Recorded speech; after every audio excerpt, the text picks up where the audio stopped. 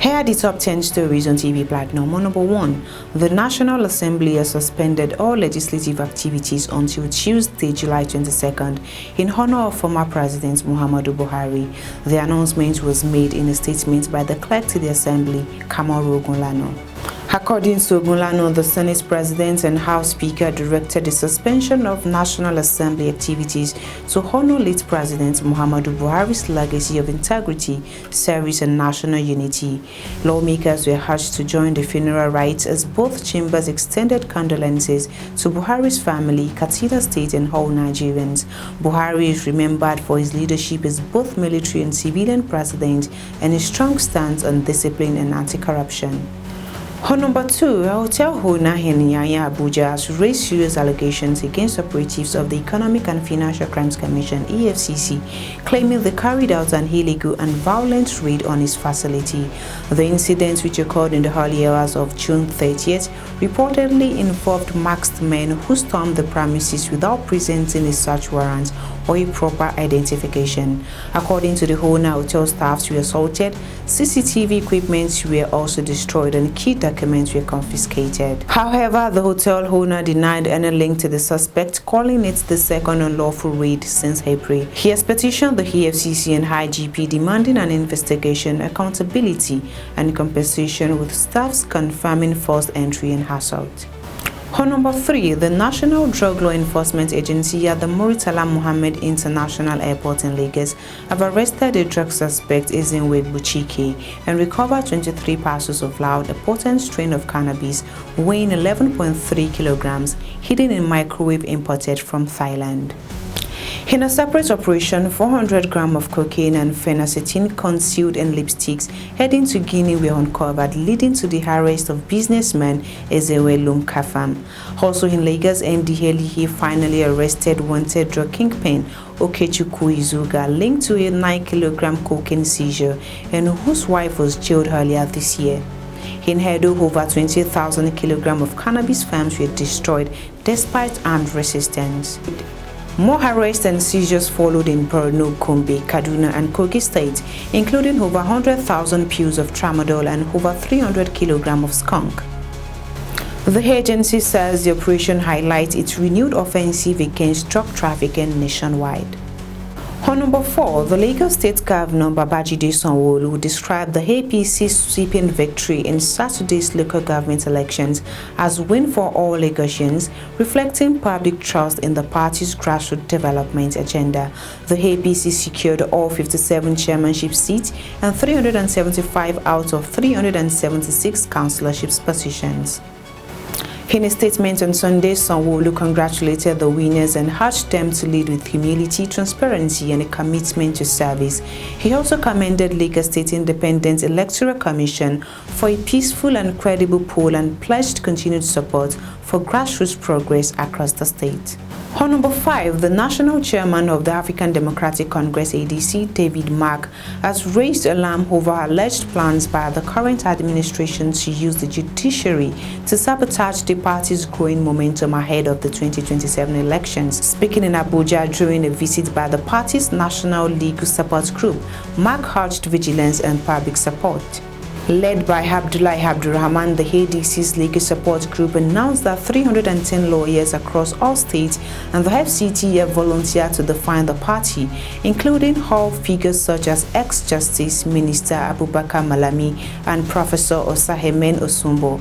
Senator David Mark, however, commended their commitment but warned of possible legal intimidation aimed at derailing the party's growing momentum ahead of the 2027 elections. On number 6, the University of Ilorin is set to honor 65 distinguished Nigerians, mostly alumni, on July 16th as part of its 50th anniversary celebration. The event-themed investiture ceremony of Unilorin ambassadors, distinguished alumni, and award of excellence will take place at the University Auditorium. Among those to be honored are JAMB Registrar Professor Isa Koloyede, former Nigerian Liquefied Natural Gas Managing Director Mr. Babatunde Omotowa, Immigration Comptroller General Mrs. Kemi Ndab, and this day Managing Director Mr. Eniola Pelu. According to the awards planning committee, the ceremony will celebrate alumni and associates of the institutions who have excelled in their professions and contributed meaningfully to its progress. 1 alumnus and 1 distinguished Nigeria will receive the Award of Excellence, 10 will be named distinguished alumni, while 50 individuals and 3 graduating sets will be invested as Unilorin ambassadors. Vice-Chancellor Professor Wahab Egbewole San will host the event with legal luminary Professor Olaolu San delivering the keynote address.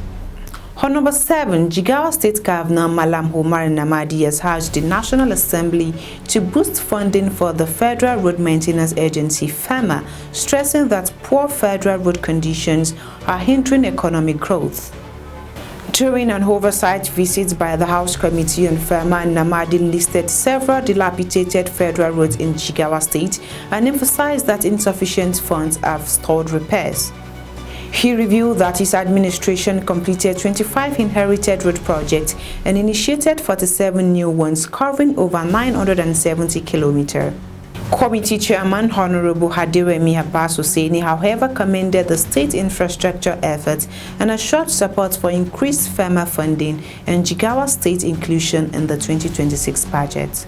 On number 8, the Pro-Chancellor of the University of Nigeria, Nsukka, and a prominent APC leader in Ekiti State, Kayode Oju, has urged Southwest governors to unite in endorsing President Bola Tinubu as the sole presidential candidate for the 2027 elections.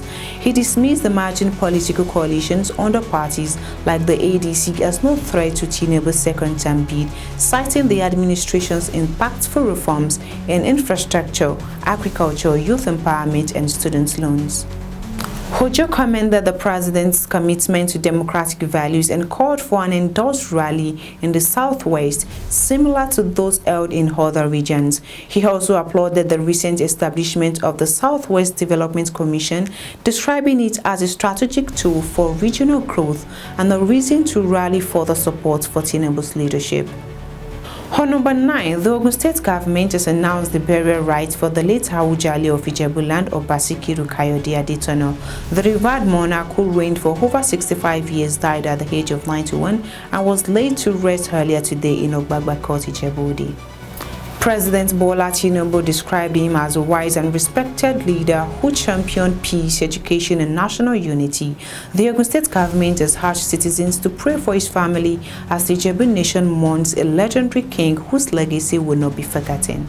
And lastly, India's Prime Minister Narendra Modi has mourned the passing of former Nigerian President Muhammadu Buhari, describing him as a statesman with a lasting legacy of diplomacy and strong bilateral ties. In a message posted on his official X handle, Modi recalled Buhari's wisdom, warmth, and commitment to fostering India-Nigerian relations. He extended heartfelt condolences on behalf of the Indian people to Buhari's family, the Nigerian government, and its citizens. Buhari, who died in London at the age of 81, previously served as both military ruler and democratically elected president. And that's the top 10 stories on TV Platinum. I am Hakima Dada. Do well to subscribe to all our social media platforms for more news updates. Thank you for watching, and bye for now.